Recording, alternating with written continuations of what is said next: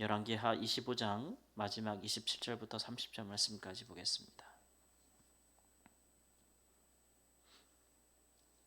열왕기하 25장 27절에서 30절 말씀입니다.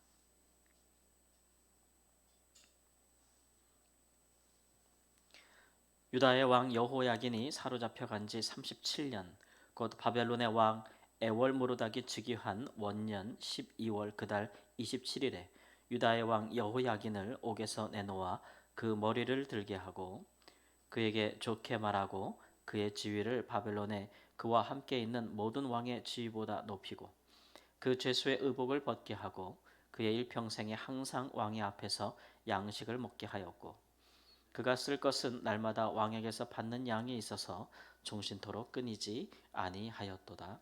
아멘.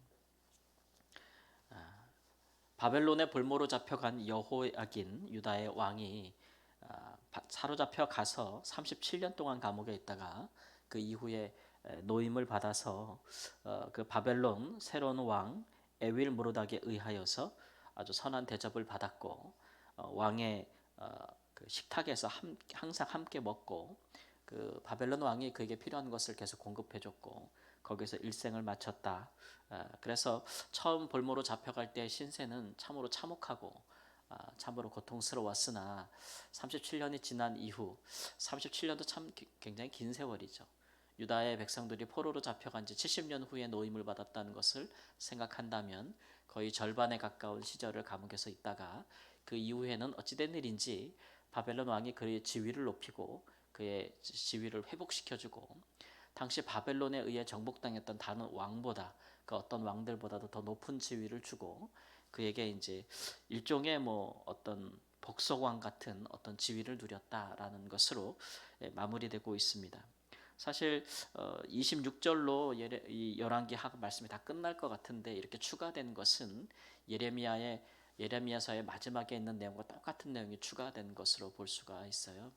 이것은 이제 이 여호야긴 왕이 사실은 3개월 동안 유다 왕으로 즉위하였다가 3개월 만에 포로가 되어서 바벨론으로 볼모로 잡혀간 것을 생각할 때에 그리고 그 이후에 유다가 이제 우리가 멸망하는 과정을 보았지만 이제 유다 땅에 남은 다윗의 자손은 없었고 또 왕족도 남아 있지를 않았습니다.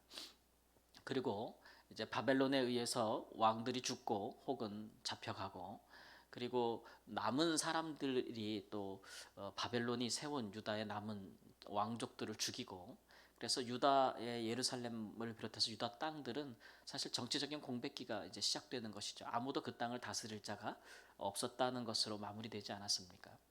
그래서 이제 우리는 이렇게 보면서 그러면 이제 하나님께서 다윗에게 하신 약속이 어찌 되는가라는 생각해 볼 수가 있겠죠. 하나님은 다윗의 자손 중에 그 약속의 자손을 통해서 영원한 나라를 세우겠다고 했는데 이제 유다 땅에 더 이상 다윗의 자손은 남아 있지 않고 또 왕족도 남아 있지 않으니 그러면 그 하나님의 약속은 폐하여졌는가? 유다가 범죄했을 때에 하나님의 약속은 이제 폐하여졌는가? 더 이상 실행될 수 없는가라는 이제 의문을 갖게 되는 것인데 근데 놀랍게도 백성들 가운데 잊혀졌던 여호야긴이라고 하는 이 사람이 다시 등장하게 되는 것이죠. 그래서 마태복음 1장에 가보면 예수님의 족보를 쭉 얘기할 때 이 사람의 이름이 이제 여고냐라는 이름으로 다시 등장하게 됩니다. 그래서 바벨론으로 이거한 후에 여고냐에게서 이제 스알디엘이 낳고 그 아들이 또 수룹바벨. 그러니까 이 여호야긴의 손자 수룹바벨이 결국 이제 70년을 마치고 유다가 포로 귀환할 때 제 1차로 유다 백성들을 이끌고 귀환했던 지도자. 그리고 이제 유다로 와서 예루살렘 성전을 건축했던 사람이 바로 스룹바벨이라고 할 수가 있으니까 그걸 통해서 이 하나님께서 이 다윗의 자손을 영원히 끊어지게는 하지 않으셨구나라는 것. 그래서 이 유다와 예루살렘의 멸망에 정말 그 근본적인 원인이 되는 죄악, 우상 숭배, 또 사회적인 죄악의 절반은 뭐 절반 이상이라 할 수가 있겠는데 왕들의 책임이 아니겠어요?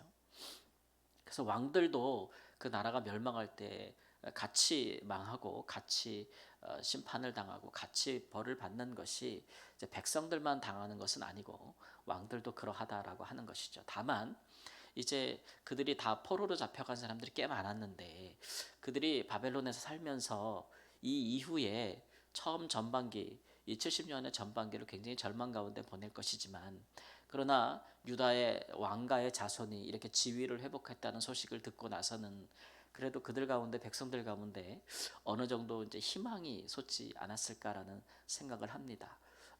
그래서 이제 예레미야 선지자를 통해서도 하나님께서 70년 이후에 유다가 포로 상태에서 다시 자유인으로 귀환하게 될 것이다. 예루살렘을 다시 세우게 될 것이다라는 예언을 주셨는데 그 70년이라는 세월이 참 길잖아요. 참 길어요. 그러니까 과연 그런 일이 일어나겠는가라고 생각할 수 있겠는데 이 다윗의 후손의 이 회복이 그들에게 그런 일도 일어날 수도 있겠구나라고 하는 어떤 그런 일종의 희미하더라도 희망의 빛을 주지 않았겠는가라는 생각을 하게 되는 것이죠. 그래서 열왕기 하는 굉장히 절망적인 상태에서 끝나게 되는데 그 마지막 부분에 아주 살짝 희미한 서광의 빛을 비춰주고 있는 것입니다. 그래서 이스라엘 백성들이 고난을 잘 견딜 수 있도록 하나님께서 해주시는 것이죠. 이런 하나님의 은혜의 방편은 여러모로 나타났습니다.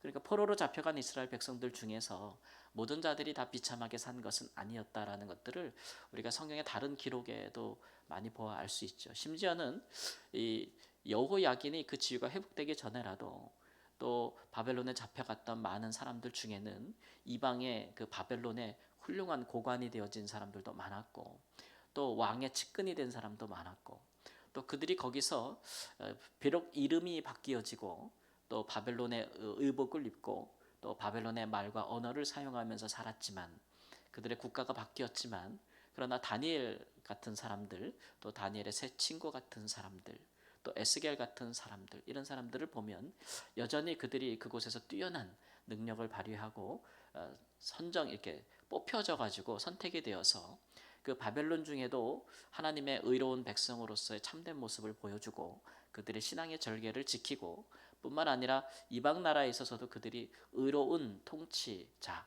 관리자가 어떠한 모습인지를 그들에게 보여줌으로써 심지어 이방 왕들 바벨론 왕 느부갓네살이라든지 그 다음 왕이라든지 심지어 다니엘 같은 경우는 바벨론이 망한 이후에 페르시아라는 나라가 등장했을 때라도 그 다음 왕에라도 지대한 영향을 끼치는 왕들이 그들에게 지혜를 구하고 왕들이 그들에게 어떻게 하면 의롭게 통치할 수 있는가를 구할 수 있는 그런 사람들이 되었다라고 하는 것이죠. 이런 것들이 포로로 잡혀간 이스라엘 백성들에게 얼마나 큰 그 은혜가 되었겠는가, 얼마나 큰 소망이 되었겠는가. 그런 것들에 대한 누적된 결과로서 결국 그 페르시아의 고레스 왕이 즉위했을 때에 이스라엘 백성들이 유다로 돌아갈 수 있는 큰 은혜를 얻은 것이 바로 이러한 결과다라는 것들을 우리가 또 생각해 볼 수 있는 것이죠. 이런 결과들을 볼 때 하나님께서 이제 이스라엘 백성들이 범죄하여 유다가 멸망할 때에 하나님께서 왜 그들에게 바벨론에게 항복해라 했는가라는 것들을 알 수가 있는 거예요. 그냥 뭐 정치적인 또는 국가적인 개념에서 볼 때 적국이 쳐들어오는데 항복하라고 하는 그 예레미야 선지자와 같은 선지자들의 말이 백성들의 귀에 들리지도 않고 유다 고관들 귀족들의 말에 순종할 수 없었던 것 그런 것들은 어떻게 선지자가 우리로 하여금 적국에 항복하라 하는가 어떻게 바벨론에게 두 손 들고 모든 것을 내어주라고 하든가 이렇게 해서 매국노처럼 여기고 그를 핍박하였던 것을 우리가 알고 있잖아요.